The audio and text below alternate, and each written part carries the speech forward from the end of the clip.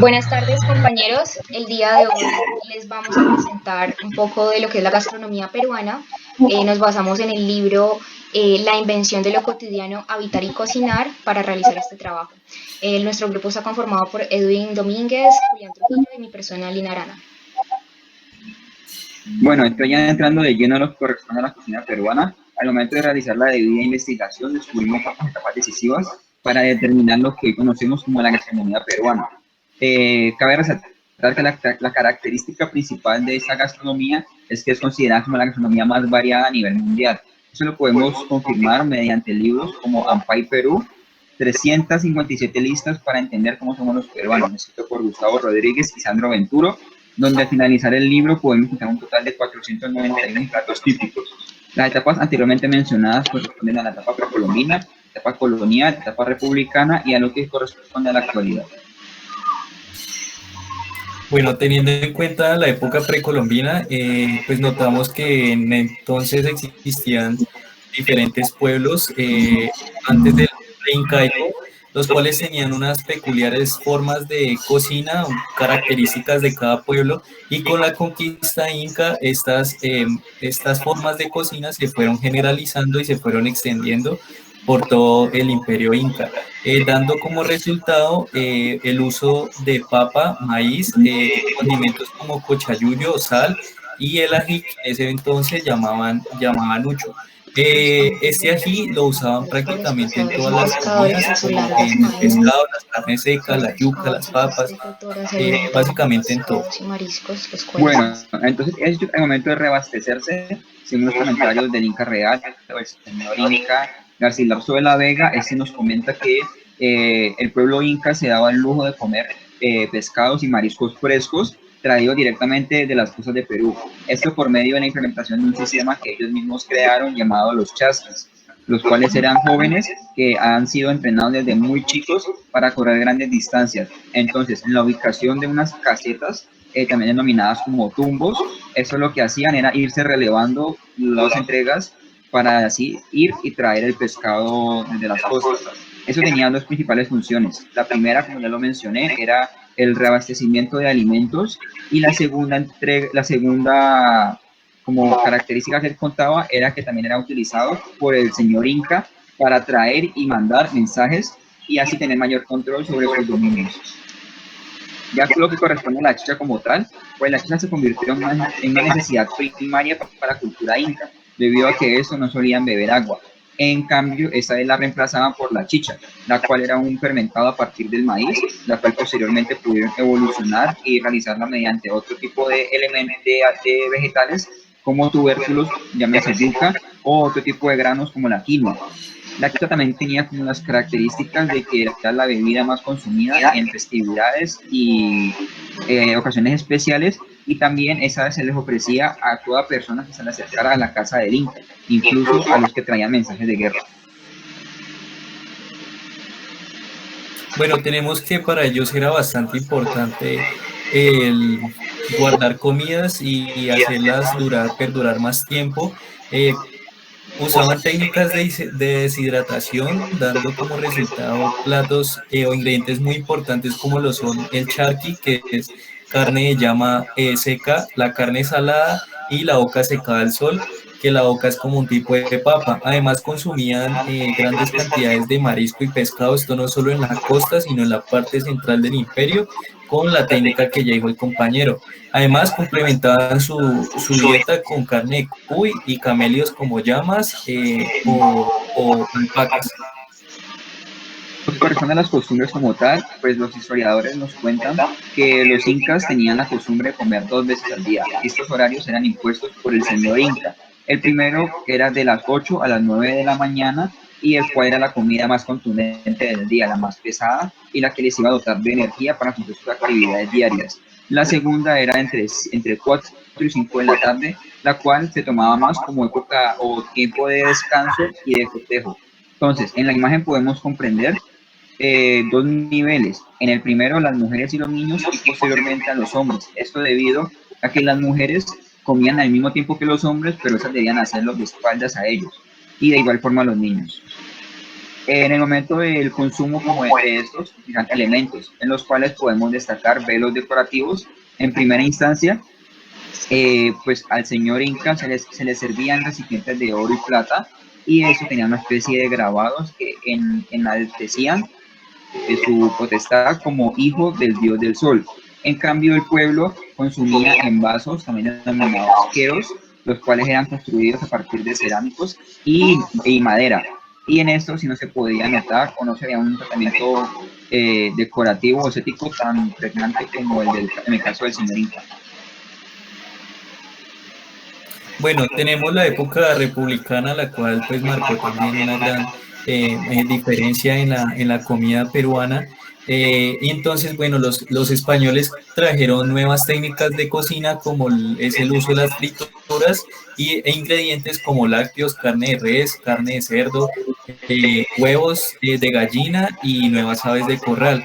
Además, introdujeron ingredientes muy importantes actualmente para la cocina peruana, que es la cebolla y el ajo. También trajeron la caña de azúcar, y la cual combinada con las frutas nativas del Imperio Inca dio un gran legado repostero, de los cuales destaca el alfajor y el maná.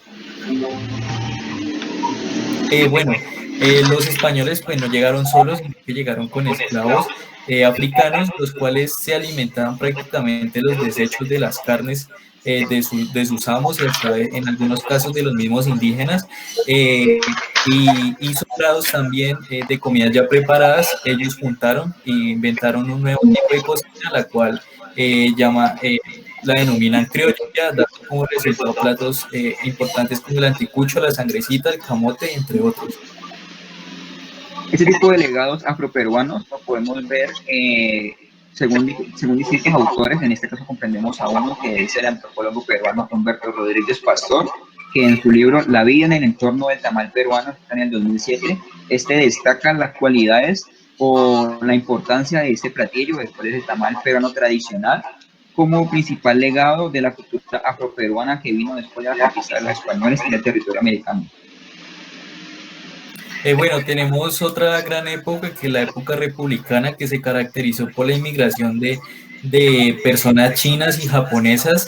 Las chinas, bueno, aportaron a la popularización del arroz. También trajeron ingredientes como la salsa de soya y el jengibre, además de técnicas de cocina como el salteado de las verduras y los sabores agridulces a las carnes. Y los japoneses, por otro lado, le dieron tal relevancia a los pescados y mariscos, los cuales en esa época estaban muy por debajo de lo puesto que se pensaba que las carnes eran realmente los alimentos refinados. Bueno, otra migración que también se dio fue la italiana, que fue un poco más baja, pero también dio importancia y dio salida de popularización a las pastas y uno de los postres más importantes para las navidades peruanas, que es el panetón. Bien, entonces ya empezamos a hablar un poco de lo que es la memoria y la cultura. En el libro lo denominan como como la gastronomía permite que las naciones creen estas tradiciones y creen estos legados culturales, y cómo los utilizan en las festividades, y cómo a raíz del tiempo, la gastronomía peruana pues ahora es un símbolo y es un referente a nivel internacional. Quisimos mostrar como esta cultura a raíz de algunos de sus platos. Se podría decir que el más representativo es el ceviche, el cual se data desde la época preincaica. Se dice que los primeros en hacer ceviche fueron la cultura mochica, que es una cultura que vivía en las costas de Perú. Y bueno, en las costas de Perú estas personas vivían era de la pesca y de cazar a los animales. Entonces lo que hacían era amanerar este pescado crudo en una fruta local llamada tumbo, que es la que se ve ahí en la imagen abajo. Según el historiador Javier Pulgar Vidal, la palabra, pon la anterior, por favor. La palabra ceviche, pon la anterior, la diapositiva anterior. La palabra ceviche proviene de siwichi, que es una terminología quechua que se traduce como pescado fresco o tierno. Se dice que esa es el origen del nombre. Ahora bien, ya pasó la época de la colonización. Cuando llegó la época de la colonización, Ya con la presencia de los españoles, pues empezaron a agregar otros ingredientes como el limón y la cebolla. Por ejemplo, en el limón también se conoce que hubo como creo que Juli tocó el tema del limón sutil, que es un limón que se adaptó como a los terrenos de Perú y se adaptó como a la tierra peruana. Eh, Otra cosa es que ellos también vinieron con las mujeres moriscas, que eran unas mujeres de origen musulmán, entonces ellas también le empezaron a agregar otros ingredientes como algas, como naranja, zumo de naranja, y otros ingredientes que fueron convirtiendo el ceviche en lo que lo conocemos hasta el día de hoy. Eh, Qué pena, por la anterior, Julio. Otra cosa es que ya durante el periodo incaico, que fue con los incas, ya se empezó a tener otras variaciones de este plato, que fue cuando lo empezaron a macerar con chicha, que es la bebida sagrada que hablaba Edwin, y aquí fue como el inicio de esas variaciones del ceviche hasta el día de hoy. Otro plato es el juane, que es el plato típico de la selva, es un plato de origen peruano, de la selva peruana, de la ciudad de Moyabamba. Su nombre hace alusión a San Juan Bautista, que en algún momento fue como nombrado patrono del Amazonas o consagrado, y desde esa época, todos los 24 de junio, se celebra el Día de San Juan, que es como unas festividades muy importantes en Perú, y hay muchas variaciones de este plato que tuvo sus orígenes. Igualmente se decía que anteriormente se hacía era con yuca y con un hongo nativo de Perú, pero ya con la entrada de los españoles ellos también agregaron ingredientes como el arroz, aceitunas, incluso las gallinas, entonces y lo único que se ha conservado es esa hoja, la hoja, pero realmente sí ha tenido variaciones, muchas variaciones a lo largo del tiempo. Ahora sí continuamos con la otra diapositiva. Aquí podemos ver algunas imágenes de lo que es esta festividad y incluso se dice que su empaque hace alusión a la cabeza de San Juan. Otro de los platos es la pachamanca. Su nombre proviene del quechua pacha, que significa tierra, suelo, y manca, que significa olla, es decir, olla de tierra. Este es un plato típico de la gastronomía del Perú, el cual maneja como un sistema de cocción a partir de las piedras calientes. Aquí utilizan muchos ingredientes, utilizan cuy, utilizan muchos animales, res, cerdo, muchos vegetales, también utilizan papas, choclo. Usualmente es un plato que se ve muy presente en muchas festividades de Perú, porque en sus orígenes lo que hacía era que los incas lo utilizaban como un plato para honrar la tierra. Entonces ellos utilizaban como todo este proceso de cocción de los ingredientes para agradecer a la madre tierra por todos esos alimentos que ellos podían cosechar. Y este ritual se le conoce como el ritual ancestral de la Pachamanca. Aquí podemos ver algunas imágenes. Todo empezó con el hombre de Telarmachay, que fueron como las primeras veces que se empezó a ver que el hombre cocía sus alimentos de esta manera. Ya después pasó a los incas y pues ya después el pueblo peruano se ha encargado de conservar esta tradición con el pasar de los años. Se ha convertido en una experiencia ancestral y milenaria que está muy presente en la cultura peruana. Bueno, pasamos a una de las bebidas también importantes y típicas del Perú, más allá de la chicha, el cual es el pisco, que es como un aguardiente que nace como el destilado al mosto de uvas. Bueno, este aguardiente ha sido bastante importante y pues tanto así que ha llegado a territorios europeos que ha tenido muy buena acogida.